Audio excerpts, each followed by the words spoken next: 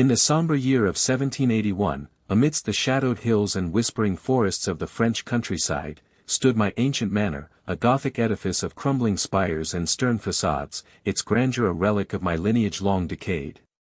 Within these oppressive walls, I, Antoinette du Vaux, the last scion of my noble house, dwelled. I was only 23 years old, and my beauty was whispered throughout society as a marvel to behold.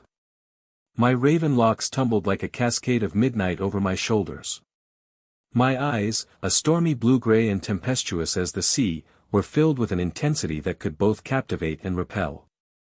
My skin, pale as moonlight, contrasted starkly with the darkness of my hair, giving me the appearance of a delicate porcelain doll.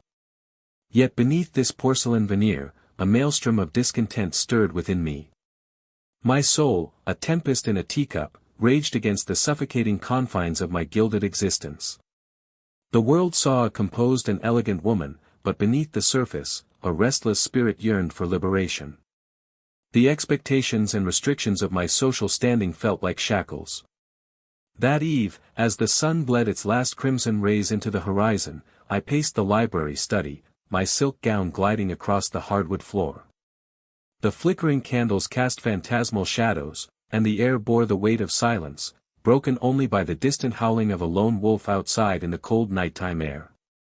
I halted afore the painting I had just acquired. The flicker of candlelight danced across the canvas, casting shadows that made the figures in the painting seem to writhe and contort in a macabre ballet as if they were desperate to break free. I stood alone in the library study of my sprawling manor, the silence of the night wrapping around me like a velvet cloak.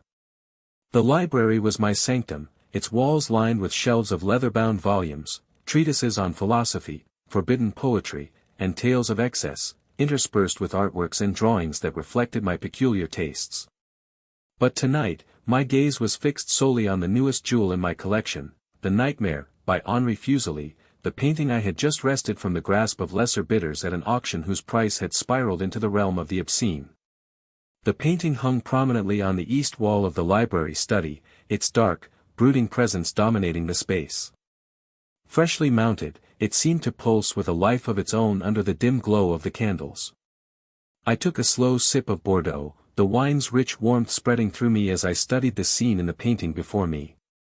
The painting was of a maiden, draped in a virginal sheath of silken white, lying prostrate across her bed, a fragile alabaster doll cast adrift in the abyss of her unconscious. Her body was arched in a pose that dangled between terror and rapture, defying the restraint of decorum, her head tipped back in an abandon that looked like she was poised on the edge of ecstasy and anguish.